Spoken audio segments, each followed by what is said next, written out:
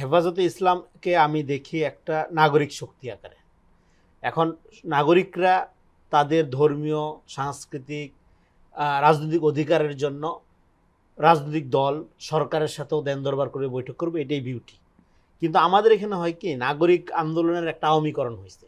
নাগরিক আন্দোলন মানে শাহবাগী চক্র, নাগরিক মানেই হইল সেকুলার, অসাম্প্রদায়িক, ইসলাম বিদ্বেষী, ওনারা ডিল করবে। টুপি দাড়ি পরা থাকলে ও আবার নাগরিক, কেউ তো জঙ্গি মৌলবাদী। হ্যাঁ, এই যে স্টোরিওটাইপ তৈরি করা হয়েছে, আপনি এটা ঠিকই বলছেন। মৌলবাদী কথাটা বাংলাদেশে এটা ভারতীয় আপনার ওয়ারেন্ট টেররের প্রকল্পের মধ্য দিয়ে এটা ভারতীয় বুদ্ধিজীবীদের আমদানি।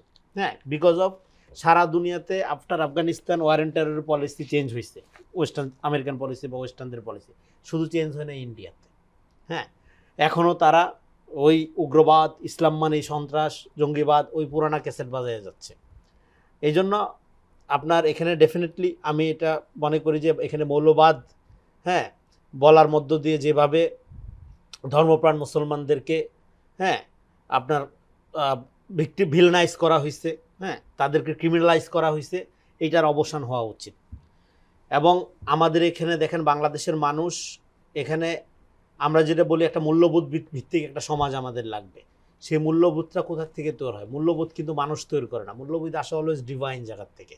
হ্যাঁ, আপনি সত্য পথে চলবেন, সৎ কথা বলবেন, ঘুষ খাবেন না, অন্যের হক নষ্ট করবেন না, এই কথাটা বললে এইভাবে কেউ যদি চায় জিনিসটা, সে মূল্যবাদী কিভাবে হয়, সে পশ্চাৎপদ কিভাবে হয়? এবং আমাদের এখানে ইসলামী চিন্তা ভাবনার ধারার একটা ইউনিভার্সালিটি আছে।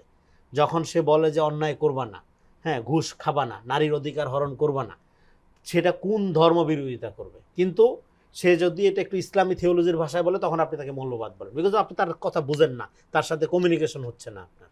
তার মানে এটা না যে সে আপনার চিন্তায় পশ্চাৎপদ, কারণ ভ্যালুজ অলওয়েজ আপনার ডেরাইভ ফ্রম দ্য ডিভাইন। হ্যাঁ, ডিভাইন জায়গার থেকে আসে ভ্যালুজ। মানুষ কোনো ভ্যালুজ ক্রিয়েট করে না, মানুষ ভ্যালুজ ফলো করে। এইরকম নাগরিক শক্তিগুলো, হেফাজত এবং অন্যান্য নাগরিক শক্তিগুলো যখন একটা প্রেশার গ্রুপ আকারে কাজ করবে, তখন রাজনৈতিক দলগুলো বাধ্য হবে যে বিভিন্ন কমিউনিটির অধিকারকে অগ্রাধিকার দিয়ে তাদের পলিসি প্রণয়ন করতে। শুধু নট অনলি হেফাজতের ক্ষেত্রে, এটা আমি বলতেছি অন্যান্য কমিউনিটির ক্ষেত্রেও হবে। কিন্তু বাংলাদেশে দেখেন, যেটা আমরা বারবার বলছি, এখানে মুসলমানরা সংখ্যায় মেজরিটি, কিন্তু সাংস্কৃতিকভাবে মাইনরিটি তারা। এখানে ভারতীয় হিন্দুত্ববাদী আগ্রাসনের একটা আওয়ামী রাজনীতি এখানে কালচারালি মূলধারা মেন স্ট্রিম করা হয়েছে। ফলে আমাদেরকে একটা কাউন্টার কালচার নির্মাণ করতে পারতে হবে। এবং কিন্তু আমরা যদি সেই কালচারের প্রতিধ্বনি করি, আওয়ামী কালচারে, তাহলে কি হবে? তাহলে আপনি ওই যে আওয়ামী লীগ, আপনার নফসানিয়াত, আপনি যেই নামেই করেন, আপনি বিএনপি করেন, জামাত করেন, এনসিপি করেন, আপনি একটা আওয়ামী লীগ। আপনি একটা ডেমোক্রেটিক দেশ করবেন, ডেমোক্রেটিক সমাজ করবেন, তো ডেমোক্রেটিক মানুষ করতে হবে না? গণতান্ত্রিক মানুষ লাগবে না? সে মানুষ কিভাবে তৈরি হবে? সে আওয়ামী চিন্তার মধ্য দিয়ে দাঁড়ায় থাকলে সে মানুষ তৈরি হবে এখন? সেটা তো সম্ভব না। হ্যাঁ, ফলে আপনাকে তো কাউন্টার কালচার নির্মাণ করতে পারতেন। এবং কাউন্টার কালচার নির্মাণের কাজটা কি দেখেন, যে কথাটা বলি, ময়লা দিয়ে ময়লা সাফ হয় না। আপনার মননে, চিন্তায়, নফসানিয়াতের মধ্যে আওয়ামী লীগ, তারপরে আপনি আওয়ামী বিরোধী রাজনীতি করবেন, এটা হয় না। এটা যেটা হচ্ছে এখন বাংলাদেশে, সেটা হলো আওয়ামী বিরোধী আওয়ামী রাজনীতি। ফলে আমি মনে করি হেফাজতের এই কনসার্নটা খুবই জেনুইন কনসার্ন। এবং আমাদের এখানে, এবং আমাদের মুসলমান কমিটির দায়িত্ব কী তাহলে? সেই সংখ্যায় মেজরিটি বলে, হ্যাঁ তার দায়িত্ব হলো এখানে একটা ডেমোক্রেটিক প্রসেসকে এগিয়ে নেওয়ার ক্ষেত্রে অগ্রণী ভূমিকা পালন করা। আর জামাতের ব্যাপারে যে কথাটি বলা হচ্ছে মৌলবাদী, জামাত একটা লিবারাল মুসলিম পার্টি। জামাতের সাথে হেফাজতের দ্বন্দ্বটা ঐতিহাসিক এবং ইডিওলজিক্যাল। এখানে বাংলাদেশে দেওবন্দি ধারা খুবই স্ট্রং, ইসলামের ধারা, এবং পলিটিক্যাল ইসলাম হিসাবে জামাত সোশ্যালি খুবই পটেনশিয়াল এবং ইম্পর্টেন্ট একটা পলিটিক্যাল পার্টি। কিন্তু আপনি যখন পলিটিক্যাল স্ট্রাগলের দিকে যাবেন, সেক্ষেত্রে আপনারা ধরেন যে হ্যাঁ এখানে একটা গ্লোবাল হিসাব নিকাশ আছে। একটা রিলিজিও পলিটিক্যাল পার্টিকে আপনি যদি ধরেন ক্ষমতার কাছাকাছি নিয়ে আসেন, সেটা গ্লোবালি এখনও অ্যাকসেপ্ট করার জায়গায় যায়নি এইভাবে। হ্যাঁ, তো ফলে আপনাকে একটা মধ্যপন্থাকে মূলধারা করতে হবে। এখন মধ্যপন্থা মূলধারা হবে কিভাবে?